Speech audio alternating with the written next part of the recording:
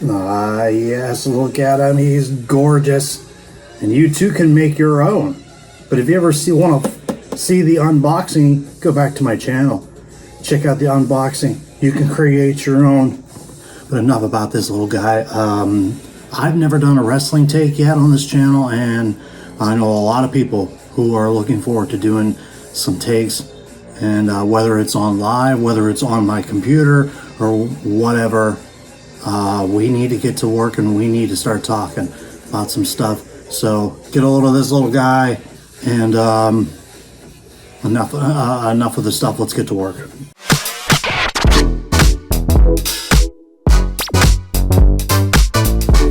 There he is, getting myself set up as I got my LA Knight shirt on, ready to go, one of my favorites. And now I can simply set myself up and be willing to talk. Now, I've been a wrestling fan most of my entire life, watching when I was younger, now realizing that it is now pretty much one of the biggest kind of commodities in the entire world. Let's just go right to immediate things that are going on right now as I get myself situated. Number one, let's go a little bit of some talk, some of the big stuff that's going on. Number one, let's talk about what the WWE is just recently doing. Now, they just had a bunch of releases, not necessarily to the point that they had to jettison about 2 or 3 times during the pandemic all that big talent, because that's what Vince McMahon likes to do. Vince McMahon likes to get rid of people that are not going to make him money. He's going to be to the point of, well, you're not going to make yourself money if you're not going to make me money. During the pandemic, he had a budget. He really did have a profit. It was one of the biggest profits of his entire career. Why? Because he created the Thunderdome and he got rid of a bunch of excess baggage. Now, a lot of that is just foreclosed. Samoa Joe was one of those. And unfortunately, he did another mass jettison, but it wasn't anything crazy to the point where I don't know if a lot of people are that totally upset about it, but there was a handful. Why don't we just get straight to the point and just talk about some of those releases and exactly where would a lot of them go? Because now this is to a point that you are a professional wrestler. There's a lot of things, and including one of the best in the world at AEW, Kenny Omega, even said, whenever somebody goes to another promotion or another organization, we wish them the best and we wish them success. You didn't want that back in the Attitude Era where it was Raw versus Nitro. You kind of didn't want that with ECW, and you kind of didn't want that with TNA or New Japan and All Japan and all that. Now, everybody is pretty much a family, whether you know them or not. So you look at some of the craziest releases that just recently happened, and I'll burn through this as much as possible. You go through such as Aaliyah. Didn't do a lot. She was there 8 years. Didn't do a lot. Then got to the main roster, got a tag team title with Raquel Rodriguez, and no one saw her again. Emma came back. She was her real name in TNA, Tennille Dashwood. She was actually more successful in TNA Impact than anywhere else. Being Emma did not really do anything much for her, because obviously the WWE, and especially Vince, wants you to have a superstar name. They want a name to sell. She didn't do a whole heck of a lot in her return. Not even her fiance, Riddick Moss, who also got released, did not have a whole heck of a lot after his big run with Baron Corbin, and he had a nice little singles run. He even had a run in the Andre the Giant Battle Royal at WrestleMania. And then nobody had anything for him. But he's got a great future ahead of him, and who knows what happens after that. Then you go to Dana Brooke, who almost seems like a pioneer, but it just seemed like nobody liked her except for her physique. She just wasn't a A+ player. She did whatever she was told to do. but she just never was big in the ring. And she even blasted it on Instagram saying, you can hate me and bitch and complain and don't like me all you want, but I'm going to keep proving you wrong, and I'm going to keep going out there and I'm going to work and I'm going to keep proving you wrong. She was then in part of the Jettison. She got sent to NXT, not necessarily just to work with the new prospects, but just to work on her craft, and she's gone. Never got even into the main event level, not even into a mid-possible level. She just never even reached that, got over that fence, and it's kind of a shame. Those ladies had a lot of potential. It's just some of them never got to the grasp of that. They might go somewhere else and get it, but probably not in WWE. Then you fast forward to Elias, Shelton Benjamin, and Elias is going to be a talent that someone's going to pick up like that. He was an absolute phenomenal character, and he threw that so well. That's a missed opportunity for the WWE. Another one is Shelton Benjamin, who's been there forever, was there in the Ruthless Aggression era, had his run in the beginning with Charlie Haas and Kurt Angle. He became one of the best Intercontinental Champions in the business. Then at the end of his career, he was with the Hurt Business with Bobby Lashley, Cedric Alexander, had a tag team title. But at his age, probably don't know necessarily what to do with them. He tried to recreate and bring the Hurt Business back, and they just had a different direction of Bobby Lashley having with the Street Profits. Nothing else for Shelton Benjamin. They even tried to bring back that Hurt Business with Cedric Alexander, and they just got squashed. Matt Riddle was a liability. Great in-ring talent, former MMA fighter. He just had so many outside the ring issues, and you'd hate to see him leave, but too many squandered opportunities. And the biggest one, obviously, is Dolph Ziggler. What can you say? 20 years. Absolutely, without a shadow of a doubt, one of the best in-ring performers, in-ring wrestlers. He's definitely a wrestler, and he proved that so many times. 2-time world champion. He is a Grand Slam champion, I believe. Yes, he is. And that is another lost opportunity because he just ended up being some sort of a jobber at the very end, and he doesn't deserve that. So, real quick, Dolph is definitely going to be going to AEW eventually because he'll be with his brother. AEW's already contacted Shelton Benjamin. I'm not sure he'll go that direction, but he very well might. And then everybody else is just going to be hit and miss. Who knows where Elias is going to go? Or Mustafa Ali could easily go to AEW or even Impact and even take the world title. So who knows what's going to happen with there. Matt Riddle, there's a rumor he might go back into the cage fighting, but it just depends on the best offer he gets. And as far as Aaliyah, I have no idea. If I'm Emma / Tenille and Riddick Moss, I just go back to Impact because that's where she was having the best success before. I'd go back to Impact. And Dana Brooke, I don't have a clue really, but there's many things she can do.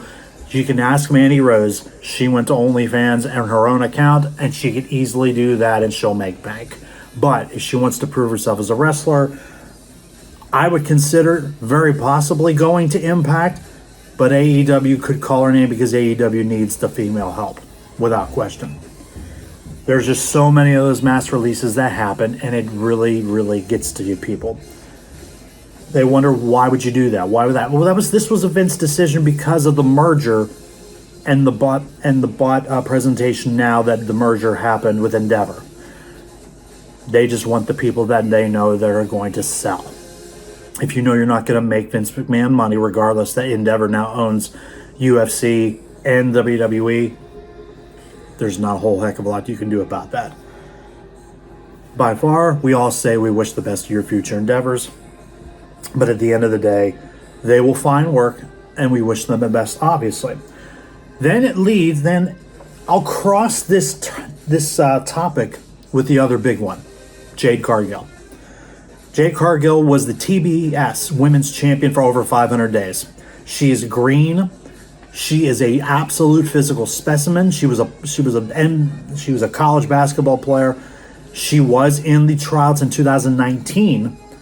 Then the pandemic happened in 2020. She didn't have a whole heck of a lot to do. AEW signs her, and they immediately make her a bona fide star in the limelight. Immediately. Give her a gimmick. Give her a set with the baddies. She wins the TBS championship in the tournament, and she couldn't be, and Tony Khan did not want her to be touched because technically she was still green. She didn't know the whole heck of a lot about the moves and the business and the system, but they made her look like a juggernaut.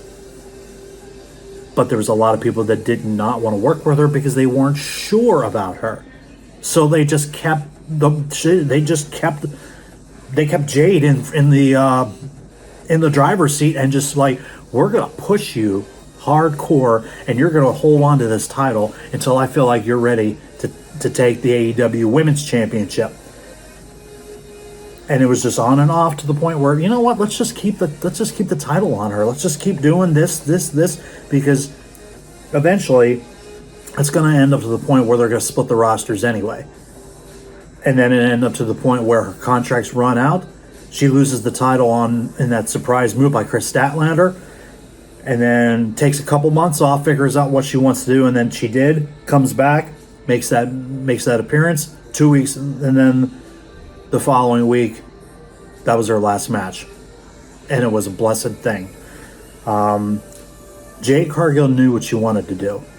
Now she's in the Performance Center, and she's getting ready. Nobody knows if she's going to start in NXT, just make a small run there, and then slowly just get put into the limelight.